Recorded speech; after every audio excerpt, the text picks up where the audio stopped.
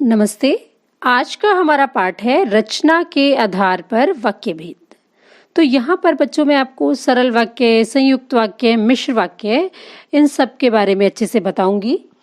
तो इन सब के बारे में जानने से पहले वाक्य किसे कहते हैं ये जानना बहुत आवश्यक है। वाक्य जो है सार्थक शब्दों का व्यवस्थित समूह जो पूर्ण अर्थ देता है, प्रकट करता है, वह वाक्य कहलाता है। जैसे मधु विद्यालय जाती है, शुभ बाजार जाता है, पक्षी आकाश में उड़ते हैं। तो ये तीनों वाक्य संपूर्ण अर्थ प्रकट कर रहे हैं, तो ये वाक्य कहलाते हैं। वाक्य के दो अंग या दो भेद होते हैं, उद्देश्य और विधेय। उद्देश्य वाक्य में जिसके बारे में कुछ कहा जाए या बताया जाए उसे उद्देश्य कहते हैं। जैसे कोयल मधुर गाती है, सीता खाना बनाती है, रमेश पत्र लिखता है। इन वाक्यों में कोयल, सीता, रमेश इन तीनों के बारे में कुछ कहा गया है, तो ये उद्देश्य हैं। वाक्य में उद्देश्य के बारे में जो कुछ कहा जाए उसे विधेय कहते हैं। जैसे तारे आकाश में चमक रहे हैं, सूरज पूरब से निकला है। तो इन वाक्यों में आसमान में चमक रहे हैं, पूरब में निकला है, ये विधेय हैं क्योंकि अपने उद्देश्य के बारे में बता रहे हैं। अब पढ़ते हैं रचना या बनावट के आधार पर वाक्यों के भेद। तो रचना या बनावट के आधार पर वाक्य 3 प्रकार के होते हैं। सरल वाक्य सिंपल सेंटेंस, संयुक्त वाक्य कंपाउंड सेंटेंसेस और मिश्र वाक्य कॉम्प्लेक्स सेंटेंस। सरल वाक्य जिस वाक्य में एक उद्देश्य तथा एक विधेय तथा एक क्रिया होती है, मुख्य क्रिया, समापिका क्रिया, वह वाक्य सरल वाक्य कहलाता है। उदाहरण के लिए देखते हैं, गांधी जी ने हमें स्वतंत्रता दिलाई, राम ने रावण का वध किया। तो इन दोनों वाक्यों में राम और गांधी जी ये दोनों उद्देश्य हैं, दोनों कर्ता हैं। दिलाई और वध किया ये दोनों क्रियाएं हैं। तो ये आपके सरल वाक्य हैं। सरल वाक्यों में एक चीज़ ध्यान रखने योग्य है कि कर्ता जो है एक से अधिक हो सकते हैं। जैसे राम, रमेश, सुरेश ने गीत गाया। यहाँ पर आप देख रहे हैं 3 कर्ता हैं, राम, रमेश और सुरेश, लेकिन समापिका क्रिया एक ही है। समापिका क्रिया वो क्रिया होती है जो वाक्य की समाप्ति की ओर संकेत करती है। तो कर्ता एक से अधिक हो सकते हैं परंतु क्रिया एक ही रहती है। सरल वाक्यों के अंतर्गत अर्थ के आधार पर पाए जाने वाले प्रायः सभी प्रकार के वाक्य आ सकते हैं।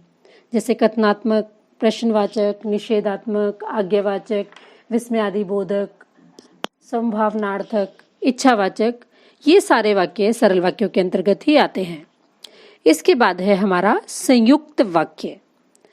संयुक्त वाक्य में सभी उपवाक्य स्वतंत्र उपवाक्य होते हैं तथा प्रत्येक उपवाक्य का स्तर समान होता है, एक जैसा होता है।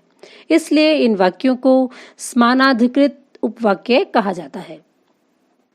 संयुक्त वाक्यों में उपवाक्य जो हैं प्रायः, एवं, तथा, या, अथवा, नहीं, तो, इसलिए, कि, अतः, पर, परंतु, किंतु, लेकिन, वरना, मगर, या न आदि समुच्चय बोधक अवयवों या योजकों के माध्यम से एक दूसरे से जुड़े होते हैं।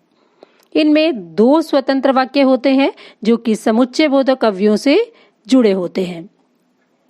बच्चों आप उपवाक्य, जिनको नहीं पता है उपवाक्य क्या होते हैं, किसे कहते हैं, वो मैं थोड़ा बता रही हूँ यहाँ पर। देखो सरल वाक्य जो है वो एक ही वाक्य होता है, लेकिन संयुक्त वाक्य और मिश्र वाक्यों में हम एक से अधिक वाक्यों का प्रयोग करते हैं। एक से अधिक वाक्य होते हैं इन दोनों में जो कि समुच्चय बोधक अवयवों से जुड़े होते हैं। और ये जो वाक्य जुड़े होते हैं, एक से अधिक वाक्य होते हैं इनमें, संयुक्त वाक्यों में या मिश्र वाक्यों में, ये उपवाक्य कहलाते हैं। जब हम सरल वाक्यों को एक दूसरे से जोड़कर एक ही वाक्य बना देते हैं तो यह सरल वाक्य एक उपवाक्य कहलाता है। अब हम पढ़ेंगे मिश्र वाक्य। जिन वाक्यों में एक प्रधान उपवाक्य हो तथा एक या एक से अधिक आश्रित उपवाक्य हो उसे हम मिश्र वाक्य कहते हैं। मिश्र वाक्य में उपवाक्य जो है आपस में व्यधिकरण योजकों से जुड़े होते हैं। व्यधिकरण योजक कौन कौन से होते हैं वह देखिए, कि, यदि, अगर, तो, तथापि, यद्यपि, इसलिए, जब तब, यहाँ वहाँ, ये सब व्यधिकरण अव्यय हैं। इसका उदाहरण, जब बारिश आएगी तब किसान हल चलाएंगे। तो इस वाक्य में एक प्रधान उपवाक्य है और दूसरा उस पर आश्रित उपवाक्य है। अब प्रधान उपवाक्य कौन सा है, आश्रित उपवाक्य कौन सा है, तो ये जानने के लिए इसके कुछ अन्य उदाहरण हम देखते हैं। मिश्र वाक्य के अन्य उदाहरण, जो व्यक्ति परिश्रमी होते हैं वे कभी सफल नहीं होते। नेताजी मीटिंग में नहीं आए क्योंकि उनकी तबीयत ठीक न थी। मैंने एक व्यक्ति को देखा जो दुबला पतला था। ये तीनों मिश्र वाक्य के उदाहरण हैं। तो आगे हम देखते हैं कि इनमें से कौन सा प्रधान उपवाक्य है और कौन सा आश्रित उपवाक्य है। तो यह जानने के लिए कि मिश्र वाक्य में कौन सा प्रधान उपवाक्य है, कौन सा आश्रित उपवाक्य है, हम मिश्र वाक्यों को सरल वाक्य में बदल कर देखेंगे। जिस उपवाक्य की क्रिया बदल जाती है सरल वाक्य में बदलने पर वह आश्रित उपवाक्य कहलाता है और जिसकी क्रिया नहीं बदलती वह उपवाक्य प्रधान उपवाक्य होता है।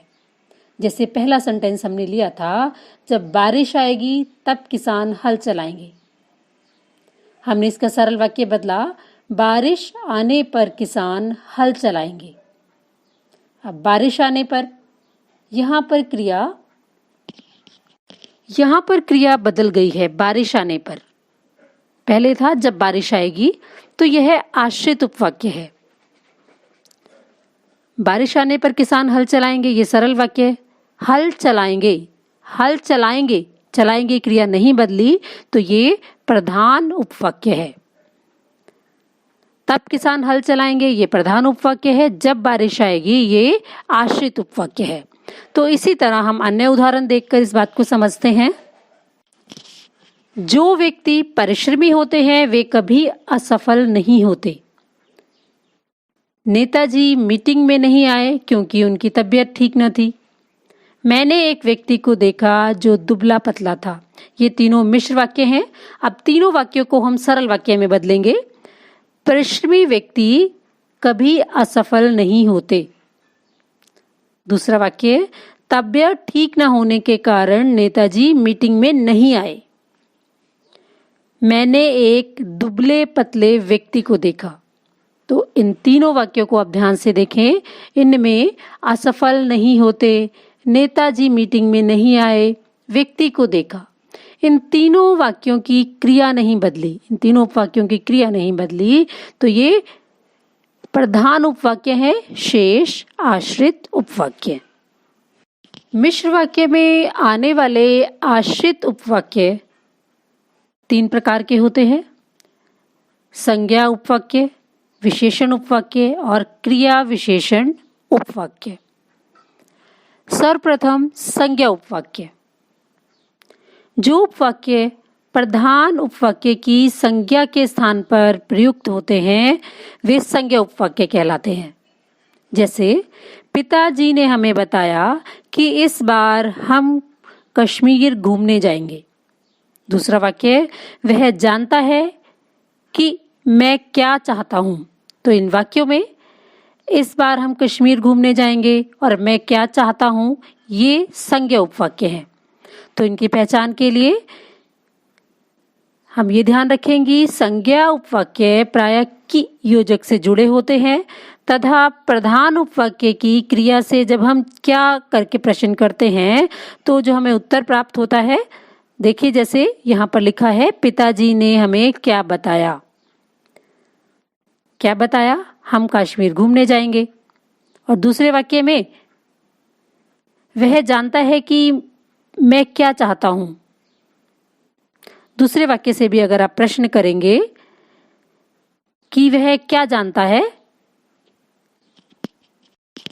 कि मैं क्या चाहता हूं, तो यहाँ पर जब हमने क्या लगाकर प्रश्न किया तो जो हमें उत्तर प्राप्त हुआ तो वह संज्ञा उपवाक्य है।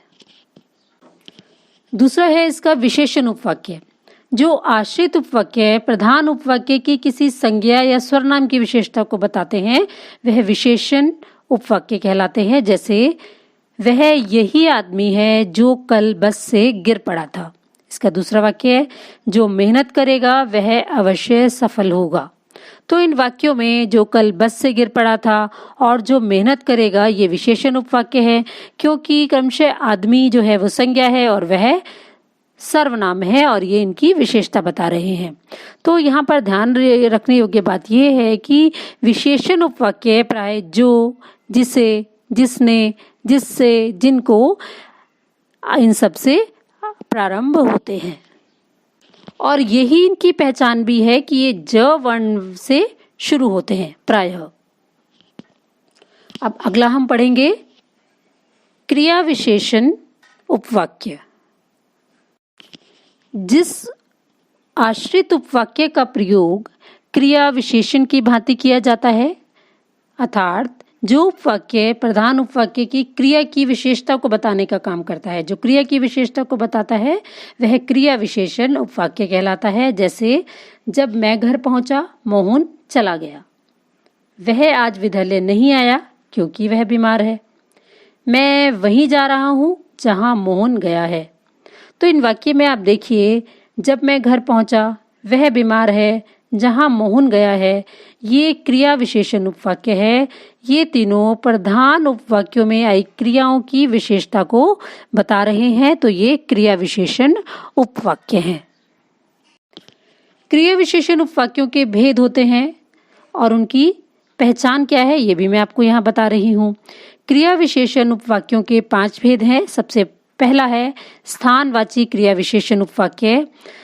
तो स्थान जैसे जगह, जहाँ हमें जगह के बारे में पता चले, किसी स्थान का पता चले, तो वो होते हैं स्थानवाची क्रिया विशेषण।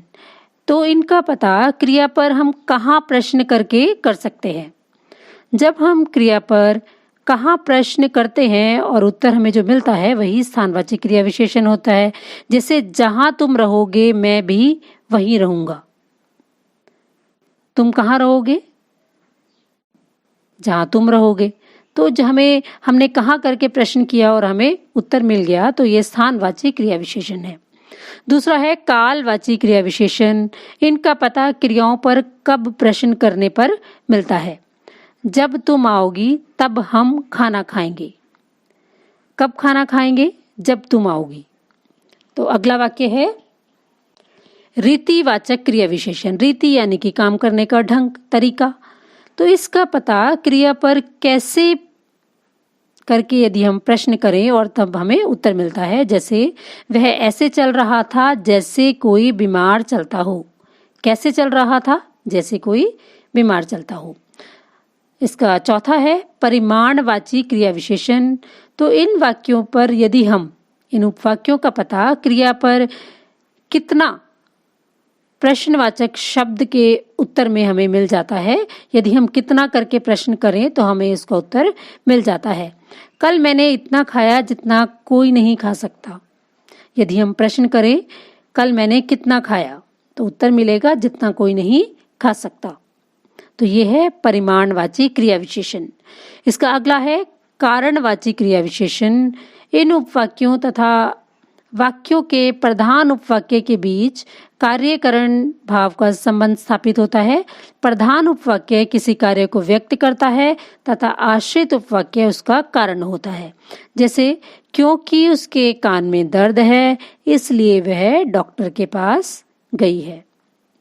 तो ये थे आपके रचना के आधार पर वाक्य के भेद। अब हम वाक्य रूपांतरण या वाक्य रचनांतरण के कुछ उदाहरण पढ़ेंगे। यहाँ हमें सरल वाक्यों को संयुक्त एवं मिश्र वाक्य बनाना है। संयुक्त को सरल एवं मिश्र वाक्य बनाना रचनांतरण या रूपांतरण कहलाता है। ये वाक्य आपको सरल से संयुक्त बनाने भी आ सकते हैं, संयुक्त से सरल बनाने भी आ सकते हैं, संयुक्त से मिश्र बनाने या मिश्र से फिर संयुक्त या सरल बनाने भी आ सकते हैं। तो यहाँ पर हम सरल वाक्यों को मिश्र और संयुक्त वाक्य कैसे बनाते हैं ये पढ़ेंगे। पहला सरल वाक्य है, मोहन हिंदी पढ़ने के लिए शास्त्री जी के यहाँ गया है। अब पहले हमने इसका मिश्र वाक्य में बदला, मोहन को हिंदी पढ़ना है। हमने व्यधिकरण का प्रयोग किया यहाँ पर योजक का, इसलिए शास्त्री जी के यहाँ गया है।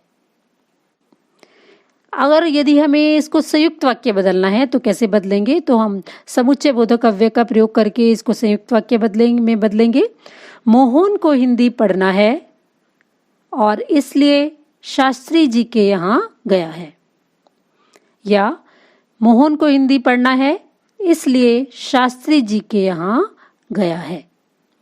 अगला वाक्य, अगले वाक्य को हमें मिश्र से सरल वाक्य में बदलना है।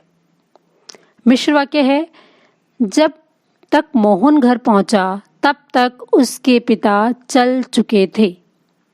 सरल वाक्य में, मोहन के घर पहुंचने से पूर्व उसके पिता चल चुके थे। अब अगले वाक्य में देखें, मिश्र वाक्य दिया है, सरल और संयुक्त वाक्य बनाना है। मिश्र वाक्य है, मैंने एक आदमी देखा जो बहुत बीमार था। सरल वाक्य, मैंने एक बहुत बीमार आदमी देखा। संयुक्त वाक्य, मैंने एक आदमी देखा और वह बहुत बीमार था। तो इस तरह से हमने इसको संयुक्त वाक्य में बदला। अब कुछ और उदाहरण देख लेते हैं। अब यहाँ पर हमें संयुक्त वाक्य से सरल और मिश्र वाक्य बनाना है। जैसे, मोहन बहुत अच्छा खिलाड़ी है लेकिन फेल कभी नहीं होता। सरल वाक्य, मोहन बहुत अच्छा खिलाड़ी होने पर भी फेल कभी नहीं होता। मिश्र वाक्य, यद्यपि मोहन बहुत अच्छा खिलाड़ी है तथापि फेल कभी नहीं होता। अगला उदाहरण, सरल वाक्यों से एक मिश्र वाक्य बनाना। सरल वाक्य है, पुस्तक में एक कठिन प्रश्न था, कक्षा में उस प्रश्न को कोई भी हल नहीं कर सका, मैंने उस प्रश्न को हल कर दिया। बच्चों, इस तरह के बड़े सेंटेंसेस भी आ सकते हैं। तो इसको मिश्र वाक्य में कैसे बदलेंगे देखें, पुस्तक के जिस कठिन प्रश्न को कक्षा में कोई भी हल नहीं कर सका, मैंने उसे हल कर लिया है।